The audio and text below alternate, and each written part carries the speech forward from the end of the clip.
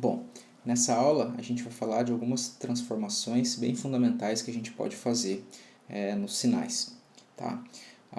Bem, essas transformações, elas são chamadas aí de transformações na variável independente, e elas são o fundamento aí, a coisa mais fundamental que a gente pode fazer na nossa variável independente, que para nós aqui, que estamos interessados em sinais que variam no tempo, é a variável temporal, certo? Na prática, quando a gente estiver lidando de forma mais avançada com sinais, a gente vai transformar e manipular os sinais de várias formas, né? Algumas transformações que são super importantes aí no conceito de projeto de sistemas e de análise de sinais são, por exemplo, remoção de ruído, equalização do sinal, filtragem do sinal, etc. Tá? Agora, nessa aula, a gente vai ver essas transformações da variável independente, que são coisas um pouco mais fundamentais. E elas são três. A primeira delas é o deslocamento no tempo. É quando a gente translada o sinal no tempo. Então a gente pode pegar um sinal x de t, que está numa determinada posição, e a gente pode transladar esse sinal para a direita ou para a esquerda, certo? O que isso significa? Então imagina que a gente tem um sinal original aqui, um x de t, certo? E a gente tem uma translação, um deslocamento no tempo que é t0, que é maior que zero, é positivo, tá?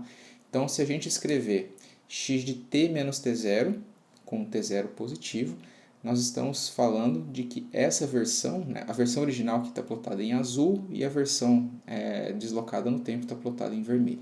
Então, se a gente tiver um t0 positivo, o x de t menos t0 vai ser uma versão atrasada do meu sinal original x de t, ou seja, deslocado para a direita, certo?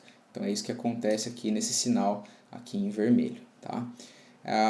O contrário também é verdadeiro. Se a gente tiver um t0 menor que zero, o x de t menos t0 vai ser uma versão adiantada, ou seja, ele vai ser deslocado agora para a esquerda, certo? Ele vai acontecer antes do sinal original. A gente pode ver isso de forma ao contrário também. Se o t0 for positivo, a gente vai ter um x de t mais t0 sendo a versão deslocada para a esquerda, certo? E, portanto, uma versão adiantada. A gente pode avaliar isso num exemplo, em alguns exemplos importantes aqui no Jupyter Notebook. Então a gente tem aqui alguns programas com texto que os alunos de acústica de salas vão ter acesso, certo? Eu vou executar algumas células aqui. Então a gente vai falar primeiro do deslocamento no tempo. Essa função que a gente viu no slide é uma função chamada de sigmoide, tá? Eu usei a sigmoide por nenhum motivo especial, só porque ela é uma função fácil de investigar, tá bem? Então a gente tem aqui, ó, nessa célula, o sinal original, né, definido aqui para esses instantes de tempo entre menos 20 e mais 20, com 1000 amostras, e a gente tem o nosso sinal x de t. E o nosso sinal deslocado é esse x de t menos t0, e note que o deslocamento aqui é de 5 segundos. Então quando a gente executar essa célula, a gente vai ter exatamente aqui a versão deslocada em vermelho, né? Se eu fizer um deslocamento negativo, eu vou ter a versão do sinal deslocada para a esquerda, portanto, adiantada, certo? Que é exatamente o ponto que a gente estava levantando. Agora, o que se passa quando a gente fala de uma função cossenoidal, quando o nosso x de t for um cosseno de 2πft? O que será que o x de t menos t0 se torna? Então, se a gente avaliar o x de t menos t0, a gente vai ter essa expressão aqui, que é o cosseno de ômega t vezes t menos t0, e isso vai nos dar um cosseno de ômega t menos ômega vezes t0. E a gente chama esse ômega t0 aqui de fase do nosso sinal. É um termo comum que a gente escuta e a gente precisa entender o que significa a fase de um sinal. Então a gente pode averiguar esse deslocamento temporal aqui em três contextos. Primeiro, a gente pode estabelecer que ele é um deslocamento temporal, é um deslocamento de fase, é a mesma coisa. É uma questão semântica. Frequentemente, a gente fala de fase quando a gente está trabalhando mais no domínio da frequência. É mais comum falar em fase no domínio da frequência. Mas a fase, de fato, está relacionada sempre a um deslocamento temporal, certo? Ou, de outra forma, a gente pode dizer que a fase tem a ver com o valor de início do meu cosseno, né? Onde o meu cosseno tem um valor máximo, tá? Então, vejam bem aqui, né? A gente tem um sinal de tempo, um vetor de tempo, né? Aqui com 1000 amostras, de -1 até mais 1 segundos. A frequência do meu cosseno é 1, então a minha frequência angular é 2π vezes 1, e o meu cosseno original ali é o cosseno de ômega-t. E aí eu vou dar um deslocamento aqui de 0,1 segundo no meu sinal, e o que a gente vai observar, né, que é o φ é ômega vezes t0, né, e o sinal deslocado vai ser o cosseno de ômega-t menos esse φ. Então, se a gente executar essa célula, a gente vai ter este cosseno, né, aqui azul original e o vermelho deslocado para a direita, e o que vocês percebem é que o início do meu cosseno aqui, né, que antes se iniciava aqui no instante zero com o valor 1, agora ele mudou um pouquinho aqui para a direita e inicia um pouquinho depois, uma versão atrasada. Esse deslocamento temporal aqui tem a ver com o deslocamento de fase, certo? Mas a fase também tem a ver com a frequência do sinal, certo? E isso é uma coisa que a gente vai explorar já já. Agora, o segundo aspecto que a gente pode investigar aqui no caso do cosseno é o que acontece quando a gente desloca o cosseno de uma fase que é igual a π sobre 2. E aí a gente tem que lembrar lá do círculo trigonométrico, né? O cosseno no círculo trigonométrico ele está aqui em cima do eixo x e o seno em cima do eixo y. Então eles estão deslocados exatamente aí de 90 graus, ou π sobre 2. Então olha só o que acontece, que interessante, quando a gente desloca, né? Eu vou escrever a minha fase aqui, ó, agora como sendo π sobre 2, certo? Então simplesmente eu vou deslocar de π sobre 2. E olha o que aconteceu com o meu cosseno. A curva em azul é um cosseno, certo? Ele começa em 1 e termina lá em 1, lá no instante 1 segundo, certo? A curva vermelha tornou-se um seno, tornou-se a curva senoidal, que a gente está acostumado a escrever em matemática como se fosse uma função completamente diferente, mas na verdade o seno é um cosseno deslocado de fase de π sobre 2, certo? Então, se a gente voltar lá, por exemplo, para o domínio temporal, colocar a fase aqui como sendo ômega t0, e se eu resolver, por exemplo, aqui deslocar de 0,25 segundos, lembrando que esse cosseno tem frequência 1, portanto o período dele vai ser 1, portanto 1/4 de período, que é exatamente aqui 1/4 de pizza aqui, vai dar exatamente 0,25 segundos. E olha só o que acontece se a gente executar a célula. É a mesma coisa, é o deslocamento de π sobre 2, certo? Agora, o terceiro aspecto que a gente precisa ter em mente é que esse deslocamento de fase ele tem a ver com a frequência, certo? O tempo é o deslocamento temporal, aquilo ali, só que o deslocamento de fase tem a ver exatamente com a frequência angular.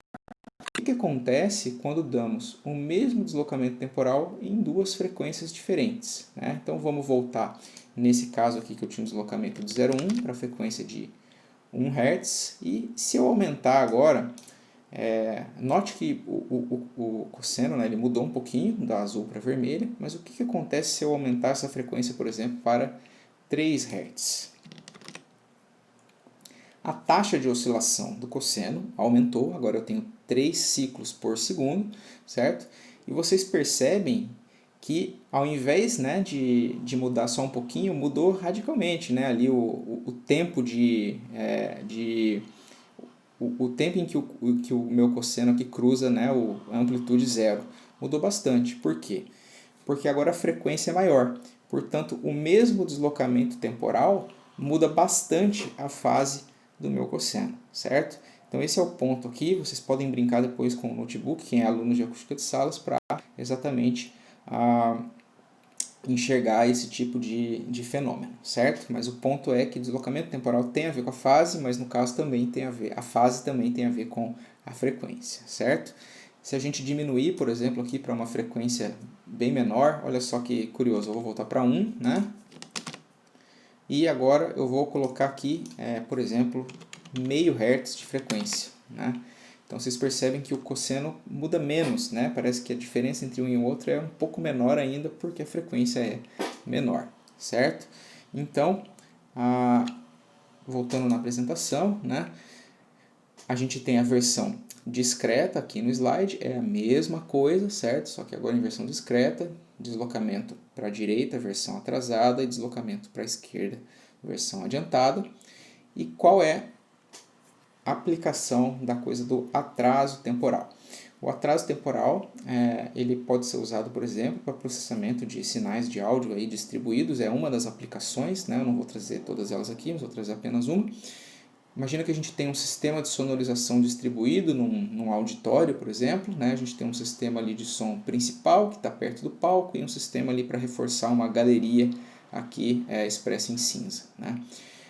A gente pode aplicar, por exemplo, um atraso nos alto-falantes aqui da galeria, o que vai permitir com que o som do falante do palco chegue na galeria primeiro do que o som gerado por esses alto-falantes aqui. A gente aplica um atraso. Vamos supor que demore alguns milissegundos aqui para esse som desses falantes aqui do palco chegar na galeria. Então eu aplico um atraso de alguns milissegundos para permitir que esse som aqui chegue primeiro na galeria.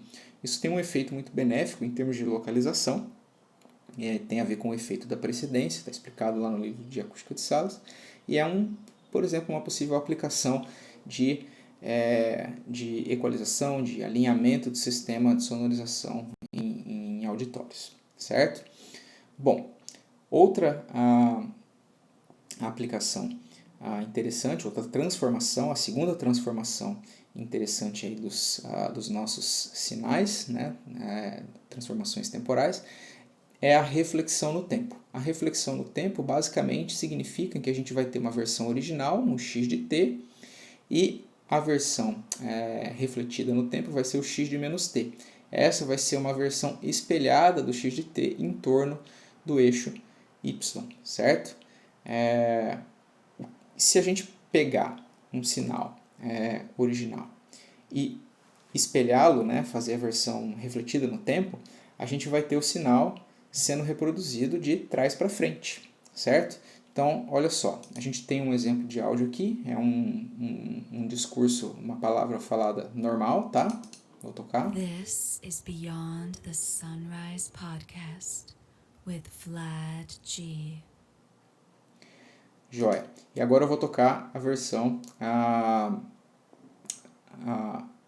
Eu vou deixar para tocar depois, tá? Vou seguir, vou voltar aqui para o nosso notebook. Então, vejam bem, se a gente tem agora o sinal refletido no tempo, o jeito que eu programei aqui, né, é exatamente a versão invertida. A gente usa essa função flip aqui para inverter. Então a gente tem lá a nossa sigmoide e a sigmoide invertida, certo? Não tem muita coisa para falar. Agora, a terceira aplicação em conjunto com essa aplicação, reflexão no tempo, vai ter uma consequência interessante, certo? Então, voltamos ali na apresentação e a gente tem a terceira transformação, que é a mudança de escala no tempo, tá? A mudança de escala no tempo significa que eu vou ter a minha versão original, x de t, do sinal, e uma versão que vai ser chamada de x de at. É uma versão em que vai ser alongada ou comprimida no tempo, certo? Então a gente tem, quando o a for um número entre 0 e 1, né, a gente tiver, por exemplo, um a igual a meio, a gente vai ter um x de at que vai ser reproduzido mais lentamente do que o sinal original. Se ele é reproduzido mais lentamente, ele vai tender a ficar mais grave, como a gente vai ver nos exemplos, certo? E se a gente tiver um a maior que 1, por exemplo, um a igual a 2, esse sinal vai ser reproduzido 2 vezes mais rápido, ou mais rapidamente, e portanto ele vai ficar mais agudo. E o que vocês podem notar das curvas azul para vermelha é exatamente isso, né? A curva vermelha, no primeiro exemplo aqui, né, ela se tornou mais alongada, certo? E no segundo exemplo, ela se tornou mais comprimida, mais achatada. Então ela é reproduzida mais rápido, certo? Então a gente pode voltar nos exemplos lá do notebook, né? E a gente tem aqui essa mudança de escala no tempo. A gente tem o jeito que eu programei aqui não é o jeito ideal de programar, ele dá certo para esse exemplo, mas ele não é o jeito mais correto, mas para apresentar esse resultado é bem didático, certo? Então a gente tem o A aqui, né? Se eu colocar o A igual a 1, obviamente eu vou ter o mesmo sinal, um em cima do outro. Se eu colocar igual a 2, eu vou ter a versão, comprimida do meu sinal, certo? E se eu colocar o A igual a meio, eu vou ter a versão alongada do meu sinal. E aí a gente pode fazer a mesma pergunta. O que se passa quando a gente tiver uma função cossenoidal, certo? E aí a gente tem lá, de novo, agora o nosso cosseno de 0 até 2 segundos, frequência 1, a gente tem o sinal cosseno original, 2π cosseno de ômega t, e agora eu vou reproduzir esse cosseno de 2 vezes mais rápido, certo? Então a gente vai ter ali, ele vai ter uma taxa de oscilação bem maior do que o sinal azul, certo? E se eu fizer isso aqui com meio, eu vou ter uma taxa de oscilação menor, ou, portanto, uma frequência menor. Obviamente que esse que é reproduzido mais lentamente, ele vai ter uma frequência mais grave do que é o que é reproduzido mais rapidamente. E a gente pode escutar isso. Então, eu criei aqui nesse exemplo, né, um seno com frequência de 1000 Hz, e aí eu posso reproduzir ele com A igual a 1, vocês, tá? Eu vou precisar de um retorno aqui para escutar direitinho o sinal, tá? Esse é com A igual a 1. Se eu colocar com A igual a 2, ele vai ficar mais agudo, olha só. E se eu colocar um A igual a meio, ele fica mais grave, certo? E agora, se a gente tiver, né, o nosso sinal de áudio, por exemplo... This is Beyond the Sunrise Podcast with Vlad G. Joia, esse foi o original. Se eu reproduzi-lo de forma mais lenta... This is Beyond the Sunrise Podcast with Vlad G. Dá para perceber muito bem que ficou mais grave, né? E agora, se eu reproduzir de forma lenta e inverter, quer dizer, eu vou reproduzir o sinal de trás para frente de forma lenta. Olha só.